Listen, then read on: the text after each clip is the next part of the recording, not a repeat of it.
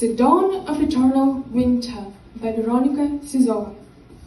Prologue.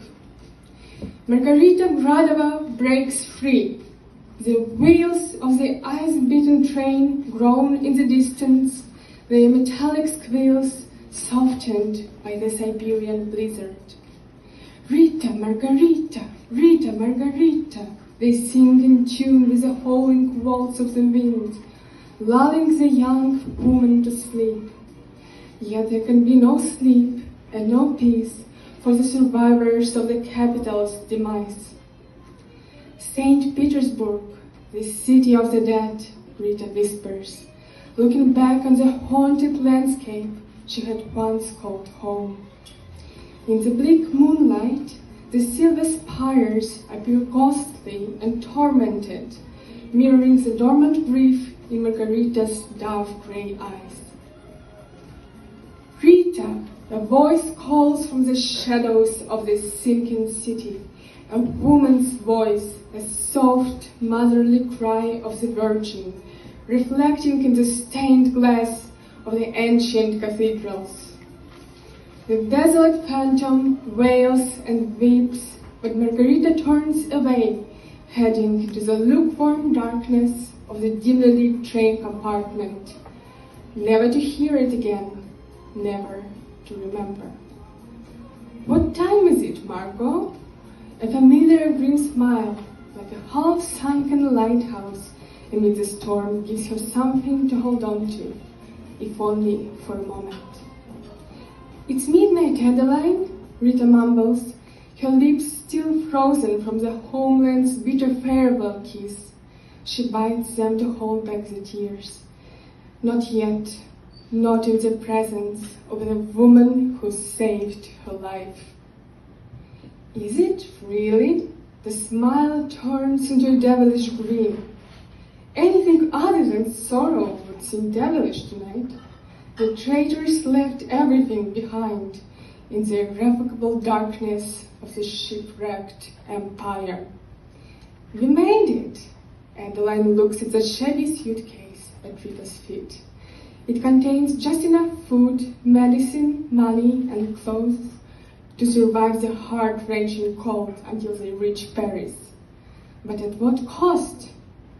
There is no cost. I have lost everything, but I'm no mortal, Rita says, clenching her fists. Her pale skin reflects the waning crescent, splendid in its indifferent light. We left all the martyrs and heroes behind, Adeline says. We are rats, escaping the sinking ship, and what about it?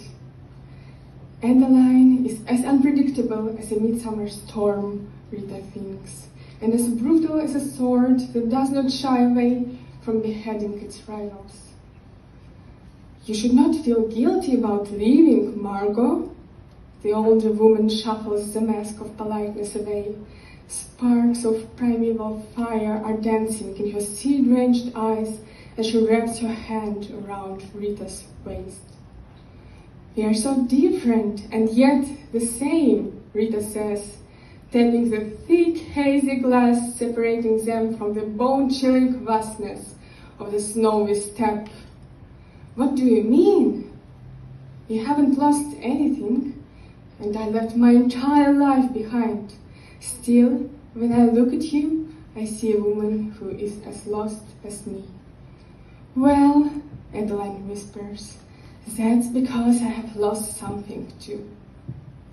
Rita turns to Adeline, but looks past her, into the darkness, into the hallway leading to other compartments, lined with cold, fear-struck, almost breathless bodies of rats.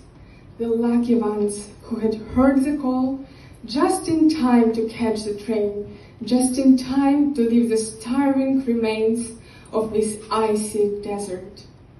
The last train, the final call. Margot! Adeline puts the candle on the table between them. Its flame shines in the younger woman's eyes the way sunrise flickers in Arctic waters, never quite penetrating the surface of the primordial ice. Tell me everything, and Edwin says, grabbing Margarita's hand. You will have to tell me one day, so tell me now. Spill the poison until it dissolves your heart. I will tell you everything, but I have to know, why did you do that? Why did you help me? Why did you take this risk? You would have done the same thing. Not for anyone, Margarita says, shaking her head. You would have done it for me, Edwin smiles. The train whistles, carrying them away from the ravenous wasteland, and Margarita begins her story.